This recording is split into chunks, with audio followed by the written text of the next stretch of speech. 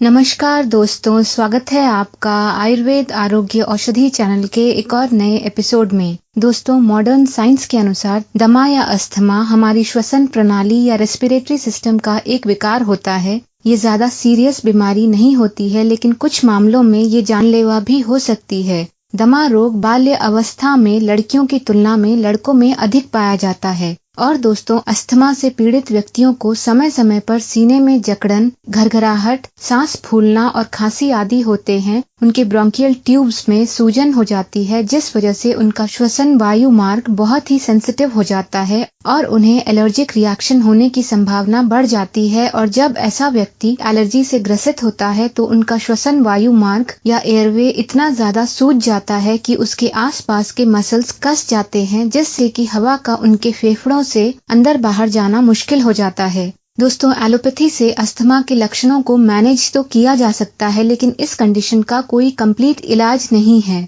तो चलिए दोस्तों, आज हम इस अस्थमा की बीमारी को आयुर्वेद के दृष्टिकोण से समझने की कोशिश करते हैं। दोस्तों, आयुर्वेद में सांस की तकलीफ को श्वास कहा जाता है, जो मुख्य रूप से वात और कफ दोष में गड़बड़ी के कारण होता है। ये श्वास रोग मुख्य रूप से 5 प्रकार के होते हैं, जो इस प्रकार है। महाश्वास, जिसे साइंस में डिस्निया मेजर कहा जाता है, जिसमें रोगी की सांस बहुत तेज और भारी हो जाती है। ऊर्ध्वाश्वास, जिसे एक्सपिरेटरी डिस्निया भी कहा जाता है, जिसमें रोगी की सांस ऊपर की ओर आती या चढ़ती है। छिन्न श्वास, जिसे चेन स्टोक्स रेस्पिरेशन कहा जाता है, जिसमें रोगी की सांस बाधित या रुक रुक कर आती है। शूद्र श्वास, जिसे डिस्निया माइनर कहा जाता है, जिसमें रोगी को बस नाम मात्र सांस की तकलीफ होती है और जो अपने आप ही कम या ठीक हो जाती है। और 5वां तमक श्वास। दोस्तों, इसे ही साइंस की भाषा में अस्थमा या ब्रोंकियल अस्थमा कहा जाता है। दोस्तों, पहले 3 टाइप्स की बीमारियां लाइलाज होती हैं और इन बीमारियों से पीड़ित लोग जल्दी ही मौत के मुंह में चले जाते हैं। दोस्तों, आयुर्वेदिकली अस्थमा या तमक श्वास 2 प्रकार के होते हैं। पहला प्रथमक श्वास, जो पित्त दोष के बढ़ने के कारण होता है और जिसके परिणाम स्वरूप रोगी को बुखार और बेहोशी होती है। ये अंधेरे में बढ़ जाता है और शीतल उपचारों द्वारा समाप्त हो जाता है। और दूसरा संतमक श्वास, जिसमें रोगी को ऐसा लगता है कि वो अंधेरे में डूब गया है और उन्हें बुखार और काले घेरे दिखते हैं। ये रात के समय बढ़ जाता है। चलिए दोस्तों, अब हम ये जानते हैं कि अस्थमा होता कैसे है, अर्थात इसकी संप्राप्ति या पैथोजेनेसिस क्या है। दोस्तों, जब हमारे शरीर में कफ दोष बढ़ जाता है तो ये हमारी श्वसन प्रणाली या रेस्पिरेटरी चैनल्स में रुकावट का कारण बनता है, जिसे आयुर्वेद में प्राणवह स्त्रोतो अवरोध कहा जाता है, जो हमारे चेस्ट एरिया में वात दोष की मूवमेंट को बाधित करता या रोकता है। इस रुकावट के कारण हमारा वात दोष दूषित कफ को लेकर अपने नॉर्मल चैनल्स से बाहर निकलकर सभी डायरेक्शंस में फैलने लगता है। और दोस्तों, जब यही ब्लॉक्ड वात दोष उल्टी दिशा में चलता है, जिसे प्रतिलोम वायु कहा जाता है, इससे हमारे चेस्ट एरिया में सूखापन या ड्राइनेस बढ़ जाता है और हवा का नेचुरल फ्लो डिस्टर्ब हो जाता है। इसके परिणाम स्वरूप हमारे चेस्ट एरिया में जो 3 मेन चैनल्स होते हैं, अर्थात प्राणवह स्रोत जो हमारे सांस लेने या रेस्पिरेशन को कंट्रोल करता है, अन्नवह स्रोत जो हमारे खाने के डाइजेशन को कंट्रोल करता है, और उदक वह स्रोत जो हमारी बॉडी में वाटर डिस्ट्रीब्यूशन को कंट्रोल करता है, वो ब्लॉक हो जाते हैं और धीरे धीरे बेकार या डिसफंक्शनल हो जाते हैं। और फिर यही गड़बड़ी हमारे सांस लेने में कठिनाई का कारण बनती है और जिससे हमारी सांस लेने की दर या रेट ऑफ रेस्पिरेशन भी बढ़ जाती है। और आयुर्वेद में इसी कंडीशन को तमक श्वास कहा जाता है, जिसे मॉडर्न साइंस की भाषा में दमा या ब्रोंकियल अस्थमा कहा जाता है। आयुर्वेद के अनुसार ये 2 टाइप्स की होती हैं। प्राइमरी, जो डायरेक्टली हमारे रेस्पिरेटरी सिस्टम से उत्पन्न होती है, या सेकेंडरी, जो हमारे बॉडी के किसी दूसरे सिस्टम से उत्पन्न होती है, लेकिन जिसका प्रभाव हमारे रेस्पिरेटरी सिस्टम पर पड़ता है। दोस्तों, महान आयुर्वेदिक आचार्य चरक के अनुसार तमक श्वास या अस्थमा एक आसानी से ठीक होने वाली बीमारी नहीं होती है और अगर इसका समय पर इलाज न किया जाए तो ये जीवन भर बनी रहती है। इस बीमारी का इलाज केवल तब ही संभव होता है जब ये व्यक्ति को हाल ही में हुआ हो और वो व्यक्ति जनरली स्ट्रॉन्ग और हेल्दी हो। कमजोर लोगों में इसका केवल पैलिएटिव मैनेजमेंट या इसे बस कम करने की ही सलाह दी जाती है, क्योंकि वो कठिन उपचारों को बर्दाश्त नहीं कर पाते हैं। अस्थमा के लक्षण। दोस्तों, अस्थमा में पेशेंट को बार बार वीजिंग या घरघराहट, सांस फूलना, ताकत लगाकर सांस छोड़ना, सीने में जकड़न और खांसी, खास करके रात या सुबह में गाढ़े बलगम, बेहोशी, नींद न आना, माथे पर पसीना आना और उनकी तकलीफ बिस्तर पर लेटते ही बढ़ जाती है और बैठने पर घट जाती है। चलिए दोस्तों, अब हम अस्थमा होने के कारणों को समझते हैं। दोस्तों, प्रसिद्ध आयुर्वेदिक विद्वान वाग्भट के अनुसार अस्थमा के मुख्य कारण ये सब होते हैं। कफ और वात दोषों को दूषित करने वाले आहार और जीवन शैली का पालन करना, जैसे कि नमक, ठंडे पानी या तरल पदार्थ, दही आदि का अधिक सेवन करना जो हमारे बॉडी चैनल्स को ब्लॉक करते हैं। लंबे समय से अपच या इंडाइजेशन का शिकार रहना, जिसके कारण हमारे शरीर में अमा या टॉक्सिन्स पैदा होते हैं। ज्यादा दस्त या उल्टी होना, पॉइजनिंग, खून की कमी या अनीमिया, बुखार और किसी इम्पोर्टेंट बॉडी ऑर्गन का डैमेज होना आदि। धूम्रपान करना, डस्ट और इरिटेंट्स के संपर्क में आना, ठंडे और नमी युक्त क्षेत्रों में रहना।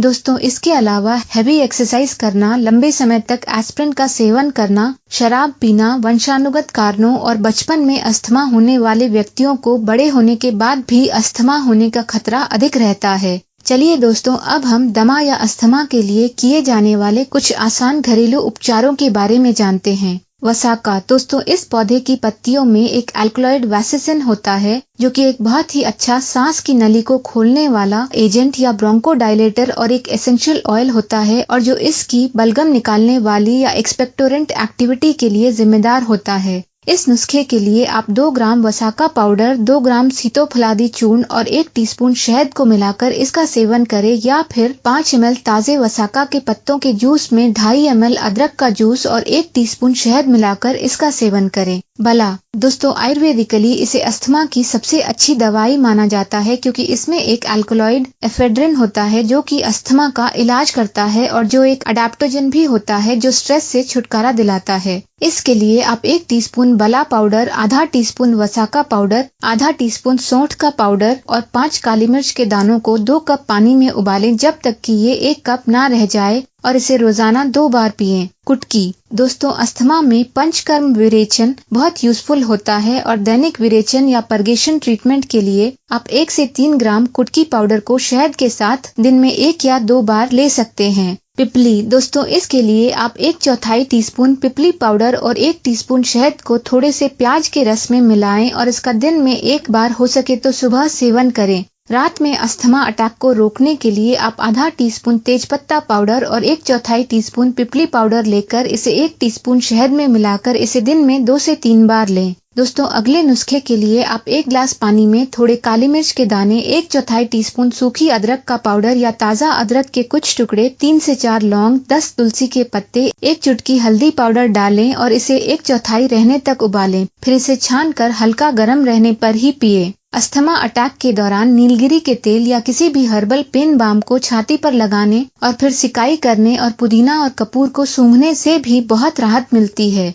दोस्तों, अस्थमा के मरीज थोड़ी सी मुलेठी और सूखी अदरक को 1 ग्लास पानी में 1/4 रहने तक उबालकर इसे गुनगुना रहने पर पूरे दिन पी सकते हैं, या फिर थोड़े काले किशमिश, खजूर, पिपली और मुलेठी को एक साथ पीसकर इसे 1 टीस्पून शहद के साथ खा सकते हैं। अस्थमा के रोगी 2 पीपल के पत्तों को रोजाना दूध में उबालकर और फिर उसे छानकर इसमें थोड़ी सी मिश्री मिलाकर भी पी सकते हैं, जो भी अस्थमा से राहत दिलाता है। इसके अलावा रात को सोने से पहले लहसुन डालकर उबाला हुआ गुनगुना दूध पीना, या फिर रात को हल्दी और 1/4 टीस्पून सूखी अदरक पाउडर डालकर उबाला हुआ 1 कप गुनगुना दूध पीना भी उन्हें बहुत राहत देता है। दोस्तों, इसके अलावा भी आप अस्थमा से राहत पाने के लिए कई एडवांस्ड आयुर्वेदिक दवाइयों का भी यूज कर सकते हैं, जैसे कि कंठकारी अवलेह, सीतोफलादी चूर्ण, वसा अवलेह, अगस्त्य हरितकी अवलेह, श्वासकास रस, कनकासव, वसारिष्ठम आदि। दोस्तों, आयुर्वेद के अनुसार क्योंकि ब्रोंकियल अस्थमा एक वातो कफज रोग होता है, अर्थात ये पेट में शुरू होता है और फेफड़े या लंग्स और ब्रोंकाई तक बढ़ता जाता है, इसीलिए किसी भी आयुर्वेदिक नुस्खे या उपचार का उद्देश्य एक्स्ट्रा कफ को वापस पेट में ले जाना और फिर उसे वहां से निकालना होता है। ऐसा करने के लिए आयुर्वेद में कुछ तरीके अपनाए जाते हैं, जैसे कि स्वेदन या सुडेशन, वामन या थेराप्यूटिक एमेसिस और विरेचन या थेराप्यूटिक पर्गेशन। दोस्तों, यहाँ पर ध्यान देने वाली बात यह है कि ये सभी प्रोसीजर्स अस्थमा के पेशेंट की व्यक्तिगत आवश्यकताओं के अनुसार किए जाते हैं। दोस्तों, इनके अलावा भी अस्थमा के लिए कई और नेचुरोपैथी और अल्टरनेटिव या वैकल्पिक उपचार होते हैं, जैसे कि एयर एंड सन बाथ, अर्थात हर रोज सुबह जल्दी उठकर वॉकिंग करना ताज़ी हवा पाने के लिए और सुबह की नरम धूप लेना, जिससे विटामिन डी मिलता है जो अस्थमा के पेशेंट्स की बहुत मदद करता है। हाइड्रोथेरेपी, जिसमें अस्थमा पेशेंट रोज सुबह कम से कम 1 लीटर पानी पीते हैं, जो उनकी बॉडी में जमा हुए सभी टॉक्सिन्स को दूर करता है, और हर रोज हल्के गुनगुने पानी से नहाना या स्टीम बाथ लेना, जिससे उनका ब्लड सर्कुलेशन इम्प्रूव होता है। व्हीट ग्रास थेरेपी, हर रोज 1 कप ताज़ा व्हीट ग्रास का जूस पीना भी अस्थमा पेशेंट्स को विटामिन ई और B12 प्रदान करने में बहुत मदद करता है। एक्यूप्रेशर, अस्थमा मरीज के LU7, SP6, REN22 और REN17 पॉइंट पर दबाव डालना भी उन्हें बहुत आराम देता है। क्रोमो या कलर थेरेपी, दोस्तों नीली कांच की बोतल से पानी पीना, जो कि लगभग 8 से 12 घंटों के लिए धूप में रखी गई हो, भी अस्थमा रोगियों को बहुत फायदा पहुंचाता है। शिवाम्बु थेरेपी, दोस्तों नेचुरोपैथी में हर रोज स्वमूत्र का सेवन करने से भी शरीर से विषाक्त पदार्थ या टॉक्सिन्स दूर होते हैं। जल नेति क्रिया या सूत्र नेति, दोस्तों ये दोनों क्रियाएं अस्थमा रोगियों के श्वसन मार्ग से किसी भी टाइप के एलर्जेंस और रोगाणुओं को पूरी तरह से साफ करने में बहुत फायदेमंद होते हैं। योगा और प्राणायाम, दोस्तों हर रोज प्राणायाम करना, जैसे कि नाड़ी शोधन, भस्त्रिका और कपालभाति आदि करना, और योगासन जैसे कि अर्ध मत्स्येंद्र आसन, पवन मुक्तासन, अर्ध चक्रासन और धनुरासन आदि करना भी अस्थमा या दमा रोगियों के लिए बहुत फायदेमंद होता है। अस्थमा में क्या करें और क्या ना करें, क्या करें या पथ्या।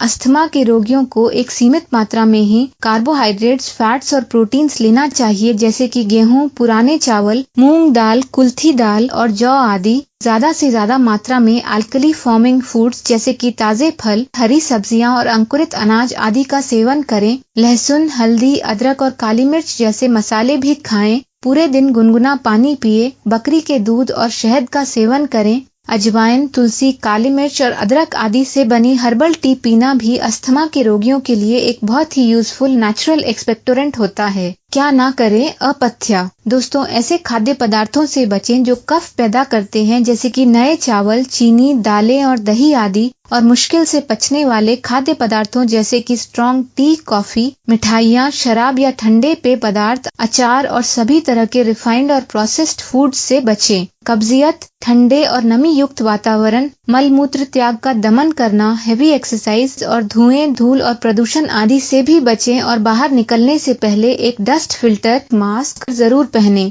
दोस्तों, क्योंकि हम सबकी बॉडी टाइप या प्रकृति अलग अलग होती है, हम सबके शरीर भी विभिन्न उपचार पद्धतियों के प्रति भी अलग अलग रिएक्ट करते हैं, और इसीलिए स्टैंडर्ड आयुर्वेदिक उपचार हमेशा एक व्यक्ति की जरूरतों के अनुसार तैयार किए जाते हैं, और इसीलिए इनका यूज करने से पहले हमेशा एक आयुर्वेदिक एक्सपर्ट की सलाह जरूर लें। दोस्तों, आशा है कि इस वीडियो से आपको इस अस्थमा की बीमारी के बारे में कई इंटरेस्टिंग फैक्ट्स जानने को मिले होंगे। ऐसे ही ज्ञानवर्धक वीडियोस देखते रहने के लिए इसे लाइक और शेयर जरूर करें, और अगर आपने अभी तक हमारे चैनल आयुर्वेद आरोग्य औषधि को सब्सक्राइब नहीं किया है तो प्लीज इसे सब्सक्राइब भी जरूर करें। आयुर्वेद आरोग्य औषधि चैनल से जुड़े रहने के लिए आपका धन्यवाद।